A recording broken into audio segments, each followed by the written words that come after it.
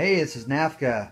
We've got another battle report for Drop Zone Commander, and tonight we have the monorail out, and so we're going to be doing the first scenario for the monorail, which is moving target, and it's going to be a UCM versus PHR tonight. And so what the mission is we have this train moving 12 inches around across the board here to this building, which is a station where infantry can get on and off. And then it will go all the way to this point in the board, which is also another station. This is one of David's missions that he's very proud of. He was talking about this at Valhalla, saying that this was one that took a lot of work to really get to balance out and function well on the table. And so we figured we'd give it a shot tonight and see how it works. You can also jump in with small drop ships and land basically on the train. That is one of the options that is listed in the scenario rules. So let's take a look at the oh, and also there are extra focal points.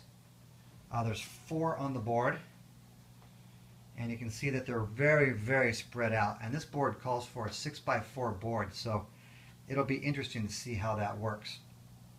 So let's take a look at each list here. This is what I'm fielding here, and you can see I've got a level 3 commander. I am trying katanas out. One of the things about katanas that I did not think that would work very well is fighting PHR. So I figured, hey, I'm fighting PHR. Let's field katanas. So other than that, I've also got eagles to hopefully make up the difference between the strength of attacks of the katanas. Some legionnaires, some praetorians, and 1 flyer. Over here on the PHR side, we also have a level 3 commander. We have a command squad here with a, what else do you have in there? You have a Hyperon? Yeah, Hyperon. And the Zeus. He's also got a battle pantheon with 4 Phobos. He's got all his anti-air in one big giant squad. That'll be interesting to see how that plays out. I think there's going to be a giant big bubble in the center of the board is what I think he's going to do to cover his flexibility there. He's got lots of immortals with Junos. He's got another set of Type 2s here with some fast-moving Apollos. And he's got the King of the Air, the Athena. He's got 1 Athena on the board. So this will be interesting. Let's take a look at the armies real quick. You can see here that I have a few that are I just got put together. And that includes my new Eagle. The guy with the big gun. And I like it. You can look at him this way and see all the guns. Of course, I'm not in focus. And there's the katanas. And over here, it's going to be a blue battlefield today. We have, there's his command. And I know one of the things that Josh has been working on here is making sure that he's got much more transport capability with his PHR so that he can actually quickly redeploy his units when needed or where needed. And I think that kind of shows here instead of walking a few things on. So we'll definitely see how that goes. Some of the new units right here that just came out. What were these called? Those are the Angelos. The Angelos. And these are transports, and they've got a nice gun on them. I believe I've fought these before. Anti-armor. And what's the strength on that gun? 10. Holy cow. The railguns, essentially. Yeah, go figure. PHR. All right. There's going to be, I think he's going to have me way outgunned on the ground, especially since I'm going with katanas. But we will see how it goes, because destroying all my tanks is not the mission. So, all right. We'll come back on round 1. We've already got the train in position for round 1. And we'll talk about what's going on. All right, here we are at the end of turn 1. And this mission is definitely much more interesting than some of the others because this monorail system creates a wall. All right, it's a giant wall of shooting at aircraft. Anything from 2 to 6 inches high is protected by by this monorail system because this is too valuable of a target. So the rules, so really, AA is relatively, those AA bubbles are really limited. It makes it very interesting. As far as movement, I was kind of at a loss on what to do. So what I did, here look, I marched right up the middle here. I've got full troops here, special forces, AA. I did drop some AA back here because he does have an Athena in the field. I've got two gunships back here, two Eagles, a bunch of AA Wolverines, my command. This area is pretty well protected. And then over here, I decided, because he was deploying most of his stuff, he's got a bunch of Type 1s in here along with AA kind of coming up the middle. All his Type 2s, along with his commander, are coming up this flank. And he's got some forces here that are going to try and jump onto this, onto the railway system here as it moves across the board. It'll be right here in just a minute as I move it. In fact, let me do that, and then I'll start this and keep going from there. There we are. There now we have full train movement here, and this is done in the cleanup stage. But I wanted to do that here because we're checking in on the videos, and we all know exactly where it's going to be. It's going to be interesting to see if those guys can get in this building. I don't think they're going to have the movement to do it. Those things are not as fast as, say, some of the other ones, like the Raven A, who can move 12 inches now. And he really didn't move it far enough forward, I think, to get into the train this round. So I think it'll be a next round thing for him. But he does have a lot of ground punch coming up the center here. He's got some stuff in the backfield here kind of coming up. But for the most part, he chose his right flank to send his PHR models up. And since he did that, I did just the same, because I don't like to meet PHR head-to-head. It doesn't work very well. So we'll see how this mission goes. It's very interesting so far. But like I said, all we've done is a little bit of posturing and not a whole lot of anything. So let's go down and get some ground shots, because ground shots are always just cool in this game, you know. My AA back here protecting the backfield.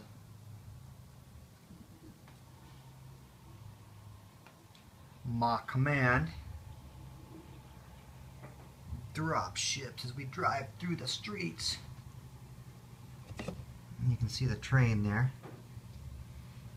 And PHR drop ships coming in everywhere. Spooky. Alright, round two. We had a few interesting developments, of course. Now this railway is just difficult to deal with because it really protects almost all of your AA all the way across the field. The only thing that has backfield access right now is ground fire and fast movers. Now what happened was, early on, we talked about that briefly, where they were going to try and get into the train, but they were able to fall. They fell short. Since he did go first, and my Praetorians were able to come out here and jump into the train. Wow, they look just black from that angle. They really are painted. There they are.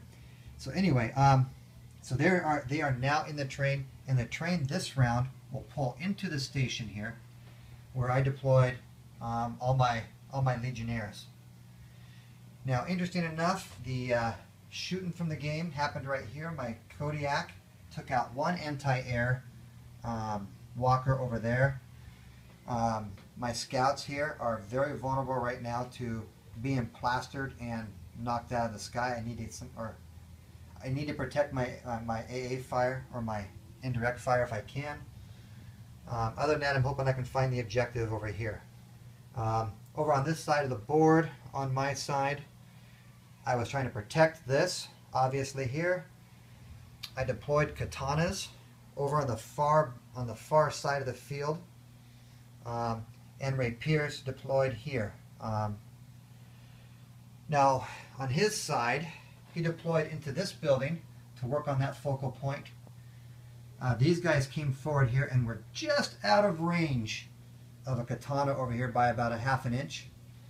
So he's got some firepower coming down on my katanas in the backfield.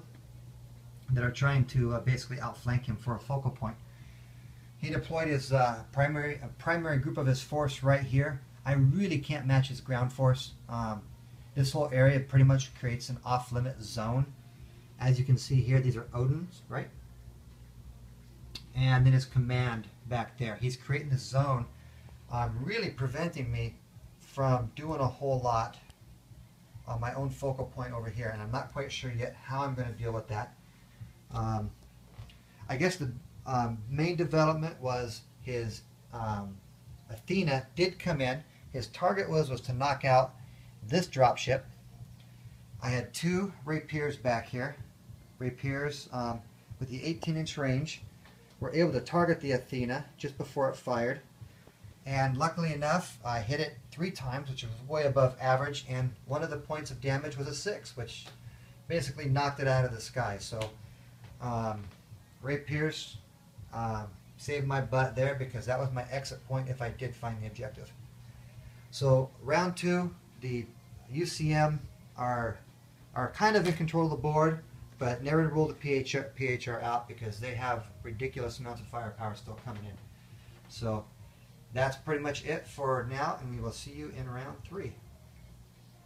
All right, here we are at the bottom of 3, and of the most important things, my special forces did find the objective in the train. Their transport, which was kind of hovering right nearby, they jumped right back in their dropship and started flying away. So that looks like the objective from the train is en route now. His small group of infantry did move over here to try and help contest this point here. A lot of his stuff loaded up in the backfield, and he pushed a bunch of forces over in this direction. And just in case you've never, just in case you never fought these before, they have Demolisher. I hid behind this building thinking I was pretty safe back here, and he beat the tar out of it. So that's kind of what's going on right there. So other than that, we're going into round 4. We've got focal points kind of all hanging out in various places. It will be vital to move and get them at this point.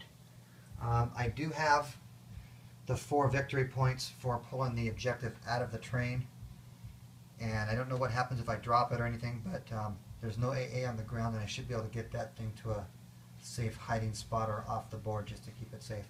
So that's pretty much it for round 3.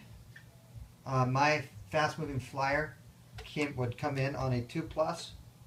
It wasn't from reserves, and of course it failed. So my Archangel has not seen a battle yet since it's been painted. So alright, and that's pretty much it. And Okay, I'll talk to you after here's the deal. It is the end of round 3. We did decide to call the game simply because there's a lot over here that are going to jump out and shoot that out of the sky. This focal point is going to be mine here. I already have the train objective. My special forces were very quick at getting into them. Over here, obviously, I have 3 rounds to come back and hold this, and there's nobody really to come back here and contest me. Over here, and we laid a lot of gunfire into this building. This squad had, over here, this squad of Immortals only had three guys left. You know, and there's basically 3 guys over here fighting up against my rapiers, my missile pods, and my condors, and my katanas were all fighting them. So, you know, and there's an Eagle gunship sitting right there. So these were pretty much not looking too good over here. So that would have been 3 focal points that would have been mine. And then obviously over here he has just a ton of stuff, and there's really no way to get out and fight for that. Even though I was bringing in this, I had loaded my troops up out of the center building, just in case I had to go over there and fight for that focal point. And I had a gunship sitting right here, an Eagle gunship. These things are nice threats. Unfortunately, because of the mission, I did not get to fire at once because we can't fire past the big train in the center. It really changes the dynamics of the game because your dropships are pretty safe flying right up to the center of the board. It really can make the the game close the distance really fast. Did I like this mission? This mission was so different from the other missions that you normally see that I had to stop several times and think about it. Think about what was going on and what my objectives were. And these buildings here are indestructible when they have the stations. So literally, you can get in these buildings, and I'm not sure if this is just a fluke or not, but once you're firing from those buildings, really, yes, they can shoot at you from the windows, but they can't do any. They can't destroy the building. So some flame tanks in this mission would be just fantastic to make sure that you're flaming anybody that goes into these center buildings. I mean, flame tanks are awesome anyway. Also, fast-moving flyers in this game. I didn't get to use mine because it didn't come in, but they're powerful because they're the only unit that can get back into the backfield quickly in this mission. So, nice mission. I liked the mission a lot. The game just didn't go so well for the PHR. There was not really too many opportunities.